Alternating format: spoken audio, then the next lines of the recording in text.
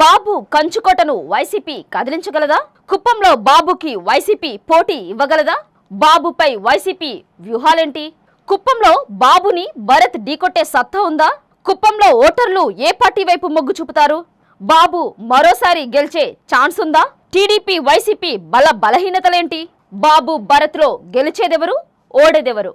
దీనికి సంబంధించి full details లోకి మనం వెళ్తే, టీడీపీ అధినేత చంద్రబాబు నాయుడు వరుసగా 7 సార్లు గెలిచిన అసెంబ్లీ నియోజకవర్గం కుప్పం. కుప్పం అంటే బాబు, బాబు అంటే కుప్పం. టీడీపీ కంచుకోట కుప్పం అని అందరికీ తెలిసిన విషయమే. దాదాపుగా 1989 నుంచి గత 35 ఏళ్లుగా ఎన్ని పార్టీలు ఎన్ని ప్రయత్నాలు చేసినప్పటికీ, ఎంతటి బలమైన అభ్యర్థులు పోటీ చేసినప్పటికీ బాబుని ఓడించలేకపోయారు. అయితే వైసీపీ అధికారంలోకి వచ్చిన నాటి నుంచి కుప్పం టార్గెట్గా రాజకీయాలు చేసింది. ఎలాంటి రాజకీయాలు చేస్తున్నారో ప్రత్యేకంగా చెప్పాల్సిన పనే లేదు. అక్కడ చంద్రబాబు నాయుడుకు చెక్ పెట్టాలని వైసీపీ తెగ కష్టపడుతోంది.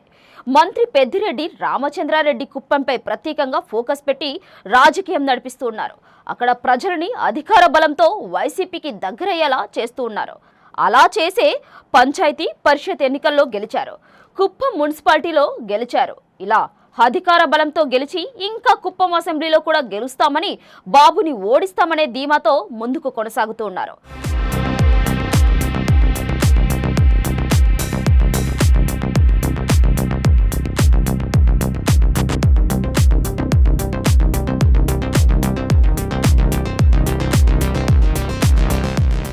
బాబుపై విజయం సాధించేందుకు వైసీపీ ఎలాంటి వ్యూహాలు రచిస్తోంది? మరి కుప్పంలో రాజకీయ పరిస్థితి ఏంటి? బాబు బలం తగ్గిందా? వైసీపీ బలం పుంజుకుందా? కుప్పంలో బాబు విజయ పరంపరకు వైసీపీ చెక్ పెట్టబోతుందా? చంద్రబాబు ఇలాకాలో వైసీపీ తడాకా చూపిస్తుందా? కుప్పం అసెంబ్లీ సెగ్మెంట్లో ఈసారి ఫలితాలు ఎలా ఉండబోతున్నాయనేది చూస్తే, చిత్తూరు జిల్లాలో చివర్లో ఉండేది కుప్పం. ఆ కుప్పం అసెంబ్లీ నియోజకవర్గంగా 1955లో ఏర్పడింది. అయితే ఇప్పటి వరకు 14 సార్లు ఎన్నికలు జరిగితే 9 సార్లు టీడీపీనే గెలిచింది. 1983లో తెలుగుదేశం ఆవిర్భావం నుంచి మొదలు పెడితే ఇప్పటిదాకా పసుపు జెండానే రెపరెపలాడుతోంది. అప్పటి నుంచి ఇప్పటిదాకా తెలుగుదేశానికి ఎవరు కూడా బద్దలు కొట్టలేని కంచుకోటగా కుప్పం అని మనం చెప్పక తప్పదు. 1983, 1985లో రంగస్వామి నాయుడు టీడీపీ నుంచి గెలిచారు. 1989లో కుప్పంలో అడుగుపెట్టిన నారా చంద్రబాబు నాయుడు ఇప్పటిదాకా వరుసగా 7 సార్లు గెలిచి సరికొత్త చరిత్ర సృష్టించారని మనం చెప్పాల్సిందే. బాబు సొంత నియోజకవర్గం చంద్రగిరి కాగా, 1978లో కాంగ్రెస్ అభ్యర్థిగా చంద్రగిరి ఎమ్మెల్యేగా తొలిసారి ఎన్నికయ్యారు. ఆ తర్వాత టీడీపీ వరుసగా గెలుస్తున్నటువంటి కుప్పం మీదకు నారా చంద్రబాబు నాయుడు నజర్ పడింది. 1989 నుంచి అక్కడే పోటీ చేస్తూ ఇక విజయకేతనం ఎగరవేస్తూనే ఉన్నారు. ఇలా 3 దశాబ్దాలకు పైగా కుప్పం ప్రజలు చంద్రబాబు నాయుడుకు పట్టం కడుతూనే ఉన్నారు. మరోసారి గెలుపు కోసం నారా చంద్రబాబు నాయుడు ప్రయత్నిస్తుంటే, ఆయన్ని ఓడించడానికి వైసీపీ కసరత్తులు చేస్తూనే ఉంది.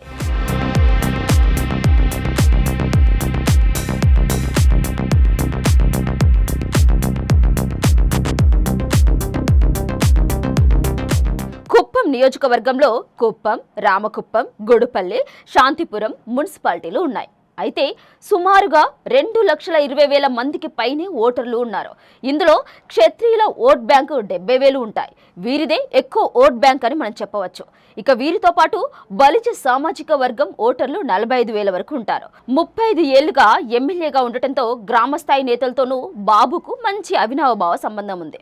ఒకప్పుడు అభివృద్ధికి నోచుకొని కుప్పంలో ఇప్పుడు చంద్రబాబు నాయుడు మార్క్ మనకు కనిపిస్తుంది. నియోజకవర్గంలో గ్రామస్థాయి నేతలతోనూ బాబుకు మంచి సంబంధాలు ఉన్నాయి. వాళ్లను పేరు పెట్టి పిలిచేంత సాన్నిహిత్యం కూడా ఆయనకుంది. కుప్పం ప్రజలు కూడా చంద్రబాబు నాయుడిని తమవాడిగానే భావిస్తారు.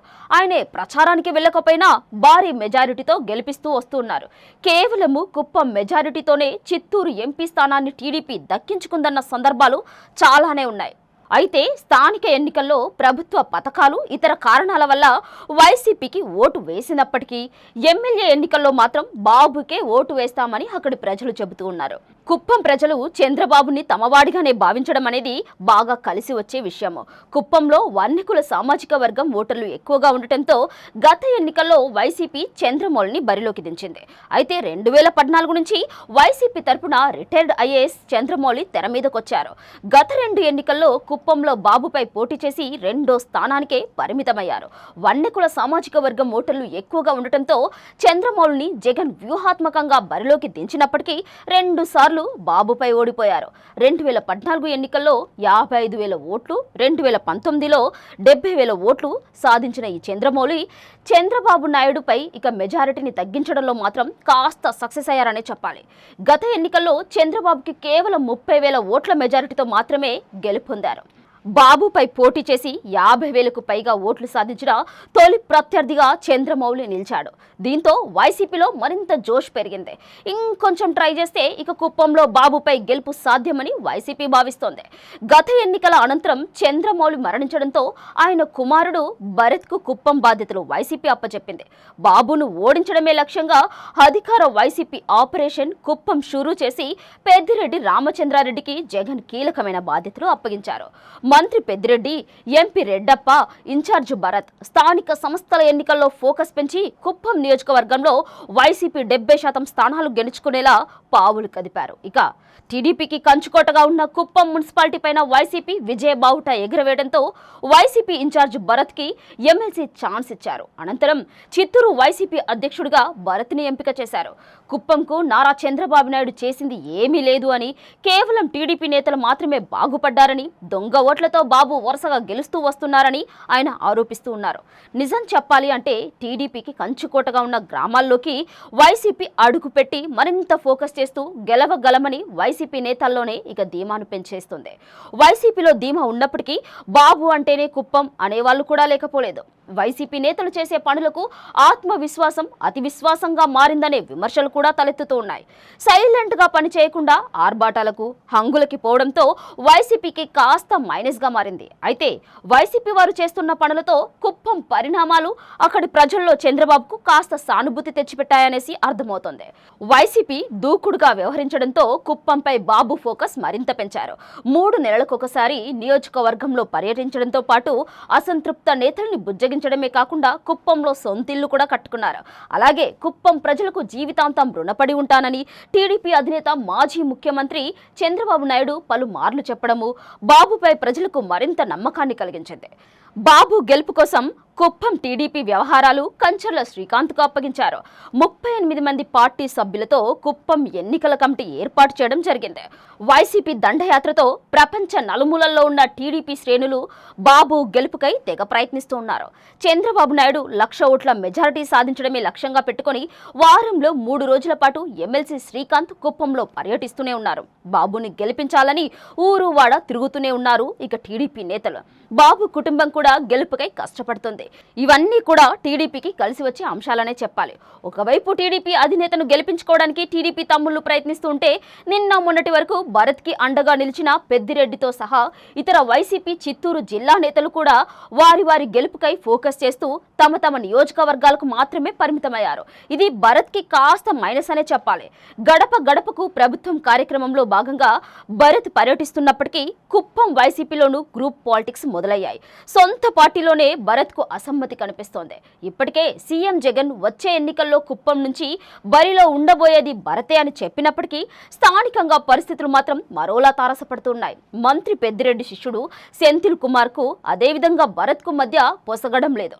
భరత్ తో ఏ మాత్రం సంబంధం లేకుండా పార్టీ కార్యక్రమాలు తను చేసుకుంటూ వెళ్ళిపోతున్నాడు. పైగా ఈ విషయం తెలిసినప్పటికీ మంత్రి పెద్దిరెడ్డి పెద్దగా పట్టించుకోవడం లేదు.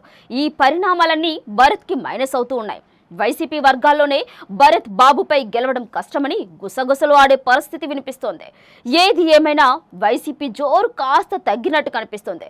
వైసీపీ ఎన్ని ఇచ్చినా బాబుని గెలిపించుకుంటామని, పెద్దాయన్ని అస్సలు ఇబ్బంది పెట్టలేమని అంటున్నారు. టీడీపీనే ఆదరించడానికి ప్రజలు సిద్ధంగా ఉన్నారు. ఈసారి బాబుని తప్పకుండా గెలిపించుకుంటామని ప్రజలు చెబుతూ ఉన్నారు. వైసీపీ తమకి అభివృద్ధి చేసింది అని, పార్టీలకి అతీతంగా సంక్షేమం చేసింది అని చెప్తున్నప్పటికీ గత 35 ఏళ్లుగా తమకు పూర్తి స్థాయి అభివృద్ధి బాబు చేయకపోయినప్పటికీ తమ ప్రాంతానికి గుర్తింపు వచ్చింది మాత్రం బాబుతోనే అంటున్నారు. పెద్దాయన చివరిసారి పోటీ చేస్తున్నారు. ఆయనకి విజయంతో వీడుకోలు చెప్పడం తమ బాధ్యత అని కుప్పం ప్రజలు అంటున్నారు. బాబు వరుసగా పర్యటించడంతో టీడీపీ శ్రేణులు ఉల్లాసంగా పనిచేస్తున్నారు. ఇక 1999 ఎన్నికల తర్వాత కుప్పంలో నారా చంద్రబాబు నాయుడు మెజారిటీ క్రమక్రమంగా తగ్గుతూ వస్తోంది. గత ఎన్నికల్లో 30,000కే పరిమితమైపోయింది. దానిని పెంచుకోగలమనేసి టీడీపీ అనుకుంటోంది. అయితే అది తగ్గించడమే కాదు, గెలుస్తామని కూడా వైసీపీ భావిస్తోంది. నిజం చెప్పాలి అంటే గెలుపు ఓటములు పక్కన పెడితే వైసీపీ బాబు మెజారిటీని అంతకంటే తగ్గిస్తే నైతికంగా విజయం సాధించినట్టే అని చెప్పాలి. ప్రస్తుత పరిస్థితులు బాబుకు అనుకూలంగా ఉన్నప్పటికీ పోలింగ్ నాటికి ఓటర్ల మూడు ఎటువైపు ఉంటుందో చెప్పలేం. బాబు భరత్లలో గెలిచి నిలిచేదెవరో మనం వేచి చూడాలి.